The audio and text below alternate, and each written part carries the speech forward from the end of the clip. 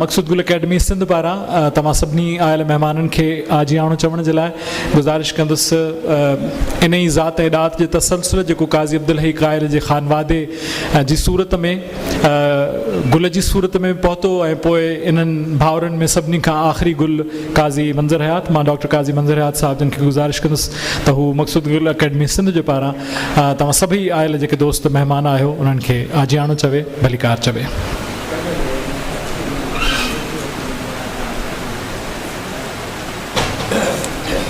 समझूं था ज़िक्र तुंहिंजो इबादत ख़ुदा गवाह,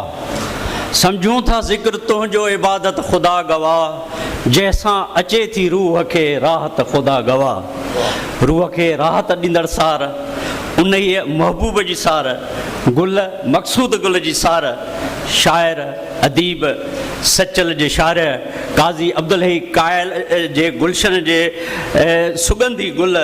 अता मोहम्मद हामीअ जे शागिर्द,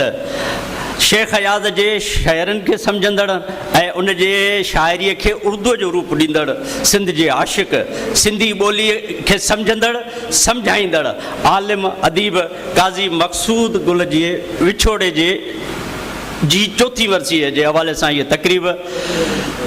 असां सभु ॼाणूं था त ही मोहबती मड़ाको उन ई महबूब शख़्स जे हवाले सां आहे जेको मोहबतुनि जे आलमी ॾींहं ते असां खां मुंहुं मोड़े वियो, असां खां विछड़ी वियो।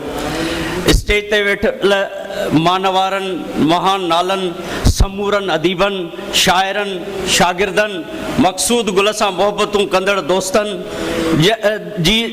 दिलि जे गहराइनि सां अजिया कजे थी ऐं उन्हनि जी शुक्रगुज़ारी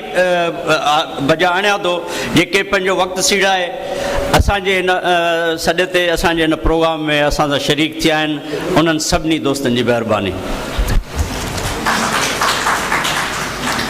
महिरबानी डॉक्टर काज़ी मंज़र हयात साहब।